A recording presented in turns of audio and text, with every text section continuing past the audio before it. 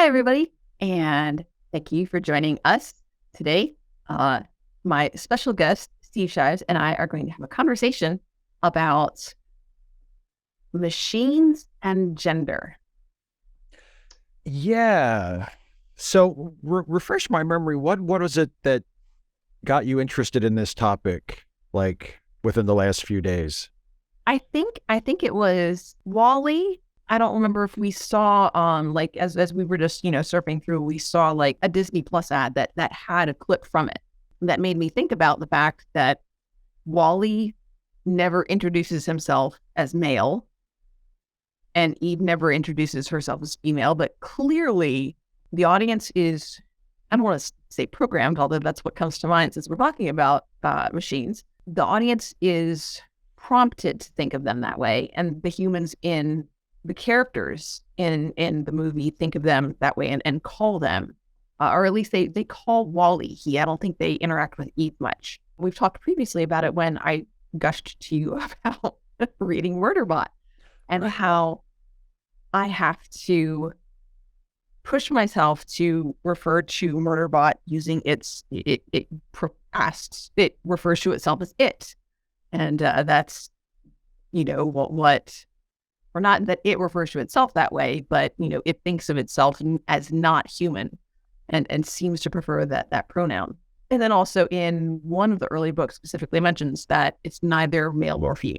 And then I think as we talked about it, we talked about some other examples like Data creating a child and Yeah. allowing the child to choose gender. I was sort of going back through my mind and trying to think of other examples. When I was a kid, I loved the Short Circuit movies. And, number five or Johnny Five in Short Circuit was always referred to with as though he had a male gender. But there's really no reason in the story why Johnny Five should have any particular gender. I mean, Aside from the fact that it's led to by the fact that they start calling it Johnny Five. I mean, well, and when he speaks with a stereotypically male voice, mm-hmm. but it's sort of like, I guess the comparison I was reaching for in my brain between that and like Data's daughter Lal in TNG is that Johnny Five, and I think probably most other machines that that don't have like an established gender identity in the story, they're referred to as one gender or the other just based on the comfort or the assumptions of the other characters. We Like also see this with droids in Star Wars. They're typically referred to as male. that's true. Yeah, that's what there really are. Are there any? Well, there's one. There's the droid in. Is it Rogue One? Or no, Solo. The droid in Solo is female. And there are also some female droids in the extended universe. I become not. I don't remember things well, and I become uncertain as to who's from where. But I know that female droids that are referred to as female do exist, but at the same time, they don't seem to notice or care. There are characters like that are sort of referred to as a particular gender by other characters because like it's like that assumption has been made by other people. And but then with Data's daughter Lal, Mm-hmm. Data creates his offspring to be gender neutral Mm-hmm. and then gives them the ability to choose their own gender. Mm-hmm.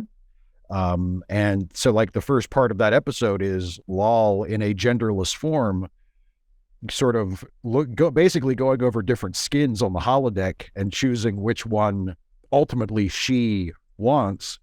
So it's like it takes that concept and turns it on its head. Where the Yeah. instead of the robot having a gender sort of placed upon it by others, it can choose its own.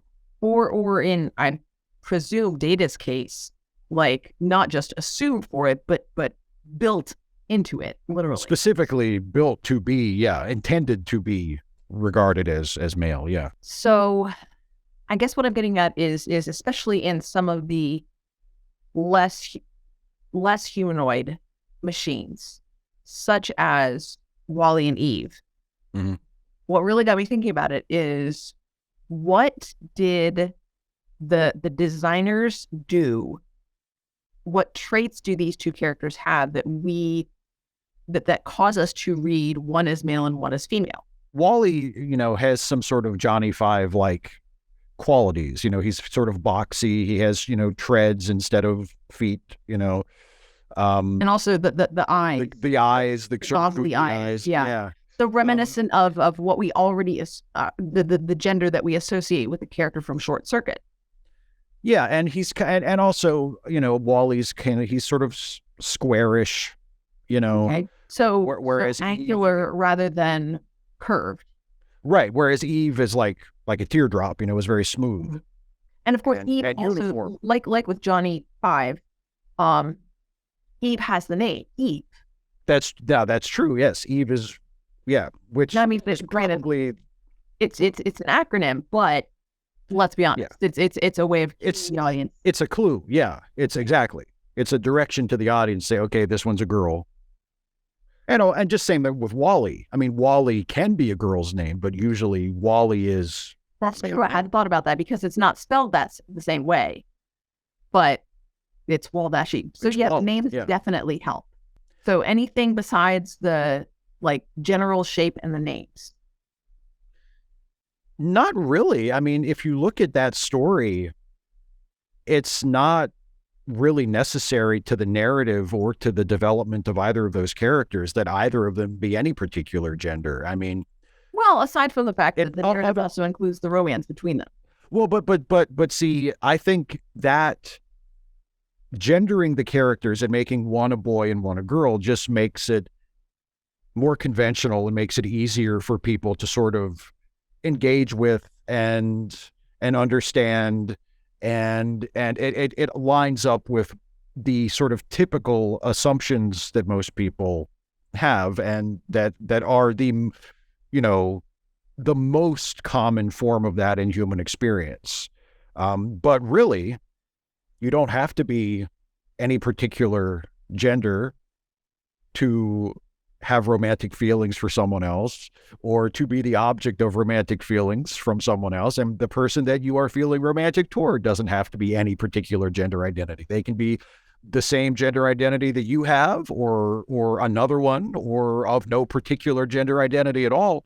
And you could still flirt, fall in love, et cetera, et cetera. Like there's no limit to that. But that kind of conception of it is regarded as unconventional.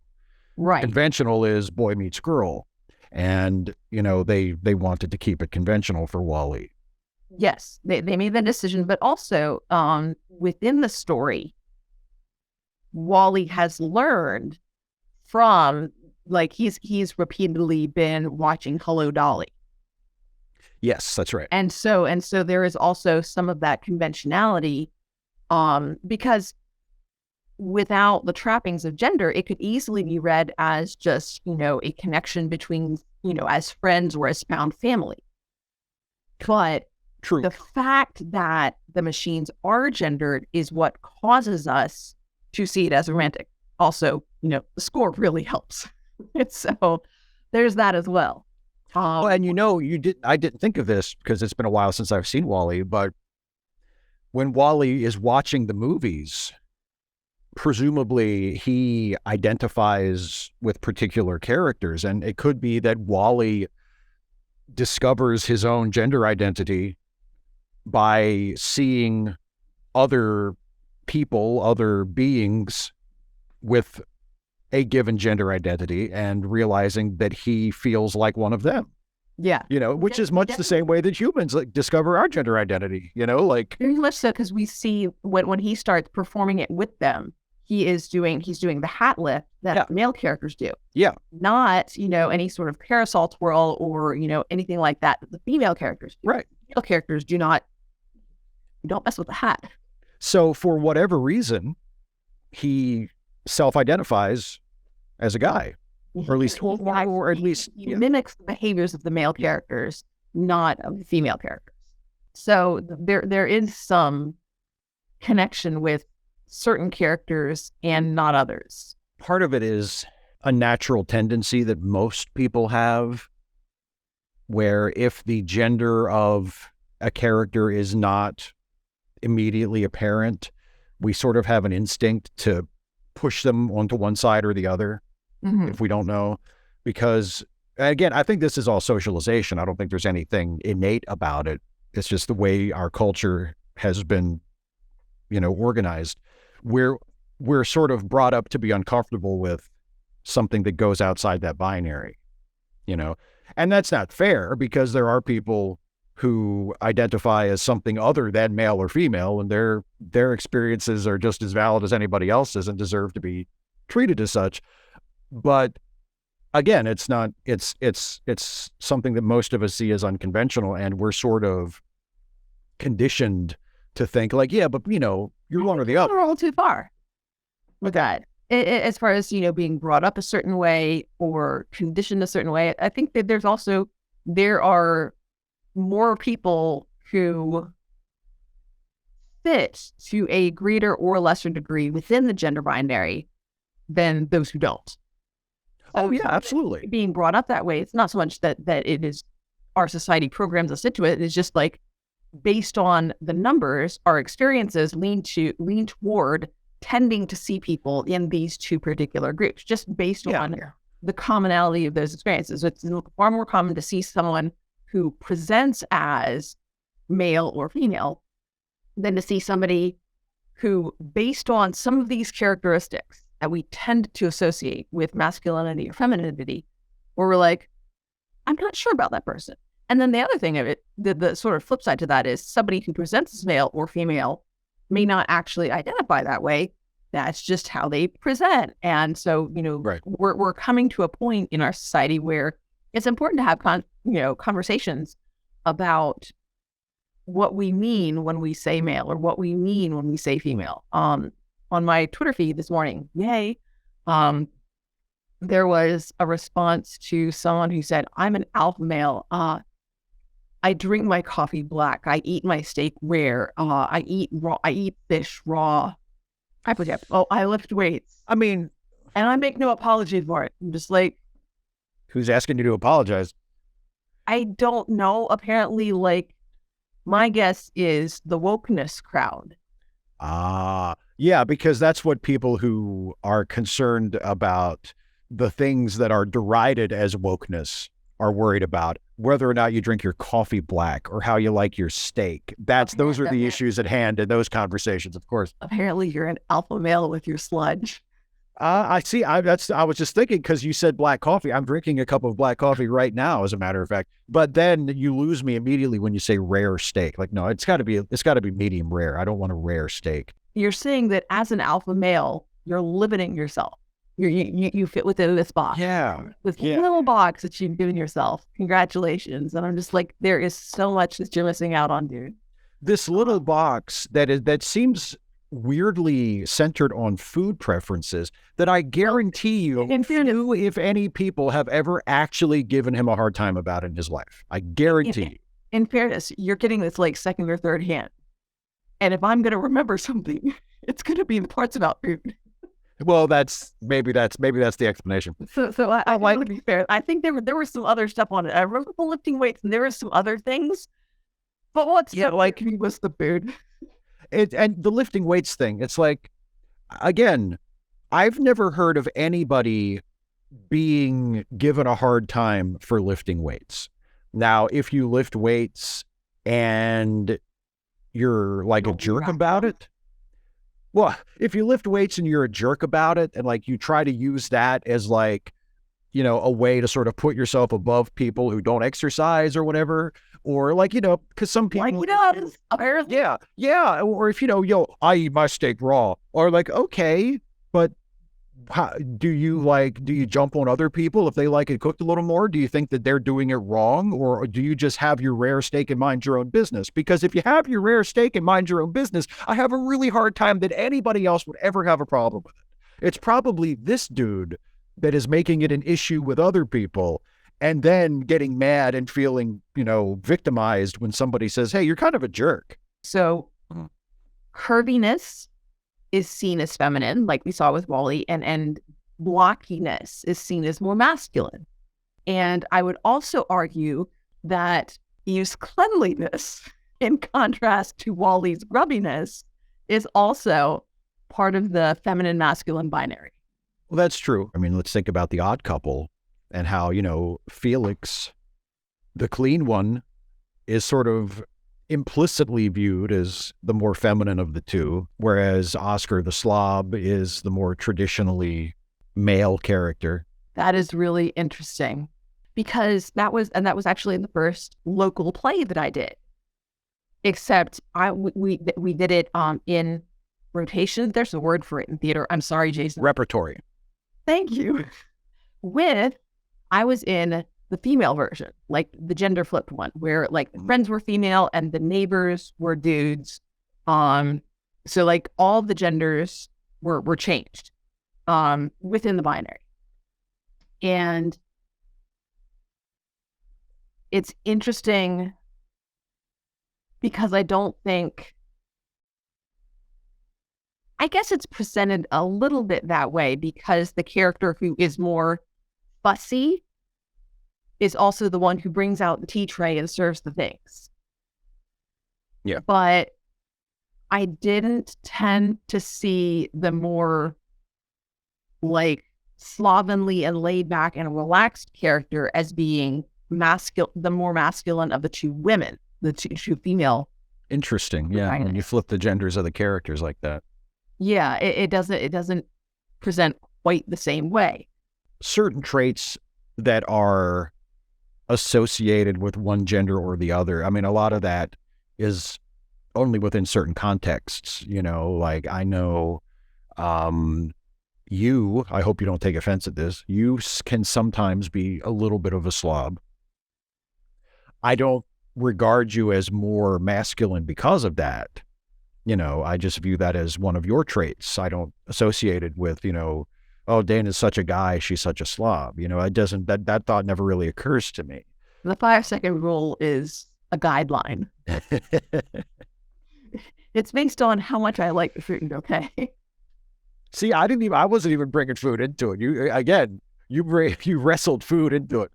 But, it depends on the context. I have a question for you about machines and gender. So you bought a car once upon a time, and you named your car Dame Agatha. Yes. And Dame Agatha is a girl. Was a girl. You had Dame Agatha for a very long time. You currently drive a different car named Adrian. Yes. And Adrian is a guy. Yes. So what was it? Speaking of what makes particular machines one gender or another, and what characteristics do we use to cue us as to whether or not they're a male or female, what was it that made Dame Agatha a lady, and what is it that makes Adrian and a fella? Okay. So all of these associations are with like individual characters. So Dame Agatha was named for Agatha Christie, right? Who is one of my favorite authors. And the name Agatha just seems to suggest propriety and reliability, functional, serviceable, intended to last a long time. And Agatha Christie was like prolific, had just a really long career, as did dependable the car. Yeah. So the intent was to use this car until forever. And we actually did just, have her sold for parts within the last few years. So she had a good run. She was a very good car. Adrian is a 2016, anyway, relatively recent Subaru with all kinds of safety features, and is named for Adrian Monk. Adrian wants you to stay in the middle of your lane. If you get too close to like the line at the edge of the road or to the line separating the lanes, they'll go beep, beep, beep, beep, beep. Like, no. Yeah. Like, and you darn well better have your seatbelt on. So the genders are just sort of going along with the characters. It's not specifically about that cars are always female. It's that here are some things we noticed about this car. Yeah. Makes us think of this character, and that's what we end up with. I find it interesting because I've never named any of the vehicles that I've had. And I guess I have probably referred to cars or trucks as like female on occasion, like just sort of incidentally, but I've never had any kind of strong identification of a car as being anything other than a car. You know, because and I guess I've referred to them as female a time or two just because that seems to be the more common. Mm-hmm. You know, you people usually, for whatever reason, and that's a whole other discussion. Like, for whatever reason, when people personify cars and trucks, they personify them. Yeah, and ships too. Yeah, they personify them. Oh, that's something we can. If you want to bring Star Trek back into it, good Lord, the Enterprise. Oh, she's a lady. You know, she's a lady, and Captain Kirk is into that lady. You know, but it's and it's like. Do you think it's because guys ride them? I bet that's it. I could get way filthier with this, and I'm not going to do that because we're making this for your channel. But yeah, I mean, there really isn't. I mean, I'm sure there is some, you know, cultural, sociological explanation for why we tend to gender vehicles as women more often than we do as men. But there's really nothing about a ship, be it an actual ship or a fictional spaceship or a car or a truck or an actual spaceship. Yeah. Especially if you consider like the space shuttles and, you know, the way they're strapped to that, you know, big tank of propellant. That's not that's we might associate that with masculinity. It's not suggestive of the feminine in a stereotypical conventional way. No. But again, that is socialization. Well, that again, that's something we need to phrase strapped to it. So there's that. There could be something with that. Sure. Oh my goodness gracious. Okay, let's wait for the belt. Well, yeah, and it's like the weird thing about ships specifically. I mean, there are ships that are named after people, you know, but for the most part, ships, like they're thought of as female regardless of what the name is. Mm-hmm. You know, I think pretty much every manned spacecraft in the American space program has been named like a gender neutral name. Yeah, like a conceptual type name. Like Enterprise, Discovery, Columbia, Atlantis, like those are the space shuttles. Challenger, like these aren't gendered names. But, you know, Columbia arguably is female. Well, Columbia is female. Yeah, because so there's one. Mm-hmm. That is, similarly, Columbia, like Columbia, America, Europe, land Columbia being as female as well.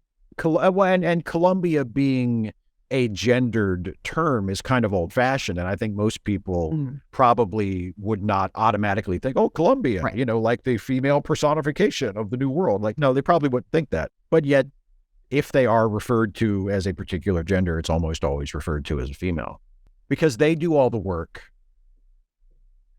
And the men get all the glory. Everybody, every pay, and hey, you know, astronauts are not exclusively male, but they are predominantly male. Mm-hmm. Again, unfortunately, it speaks to a bias, but you know, so the men get all the glory, and the woman, the ship, does all the work. Not all. No, not all the work, but I mean, somebody has to be upper management. A very essential job. Carrying them to space and bringing them back. Kind of important. To me, the only solution that makes sense is allow people to identify as whatever they feel they are and respect that and treat them accordingly. Treat them how they would like you to treat them.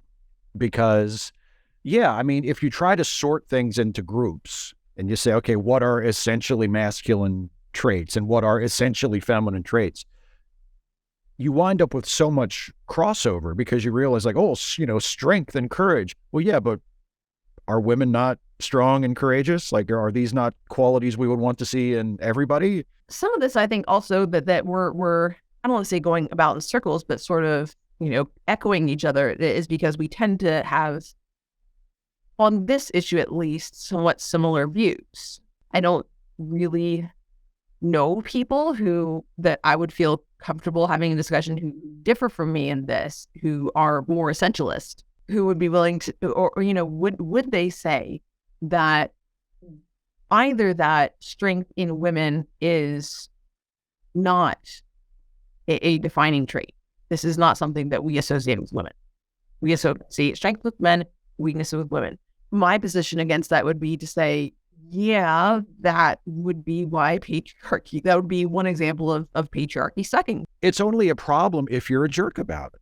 It's only a problem if you treat it as prescriptive and you say like, well, women are supposed to be this way and men are supposed to be that way. And if you call yourself a man, but you lack these traits and you have these, well, then you're not really a man or you're not doing it right. You're not a real man. That's when it becomes a problem. If you are a man and you value your physical strength and you value, certain characteristics that you have, be they emotional or physical, that you associate with masculinity and make you feel like a man, that's great. I don't know of anybody who would begrudge you feeling that way. It's only when you try to project it onto other people and say, and because this is what makes me feel like a man, all you other people who say you're men, you have to do it the same way or you're not legitimate. That's when we run into trouble. Like if you are secure in your identity as whatever you are, for whatever reason you are that's fine. Nobody's going to give you a hard time about it. But when people will give you a hard time about it if you're unconventional, if you're trans, unfortunately. Mm-hmm. But for the most part, especially if you're a cis person, mm-hmm. Most especially gender conforming. And most especially if you're a hetero cis person, if you fall within the lines, like nobody's going to give you a problem about it unless you make it a problem by presuming to dictate to other people, which is why it's a problem for trans people, because people like that are making it a problem for them and saying, oh, you're not really a woman. You're not really a man. Because they have claimed the right to be like, no, I get to decide this, and I decide that you don't count and you don't count. And these are people, to bring it back to the original topic, most of these are people who would never dream of questioning R2-D2's gender identity. He's literally a trash can with wheels, but they would never dream. Who speaks in bleeps and bloops that no one can understand. Although some people, everybody understands, apparently. I think they're just humoring him. Who knows what he's actually saying? But he's always referred to as him, within universe and by fans. Nobody ever dreams of questioning R2-D2's gender identity. But, if you're a trans man, look out. If you're a trans woman, not allowed to do that. But the trash can has an unquestionable gender identity. I think that's a great wrapping up place. It's interesting to think about why we make the choices we do, what influences those choices, and what the effects of those choices are. It's fun to think about. Final thoughts, Steve? None. You've given it your all already. Well, thanks so much for joining us, everybody. And I hope that you have some thoughts and you know what to do with them. You know where you can put those thoughts right in the comment section. In the comments. Yes. And I hope you enjoyed this and that you have a wonderful day, and take care of yourselves and take care of others. Bye.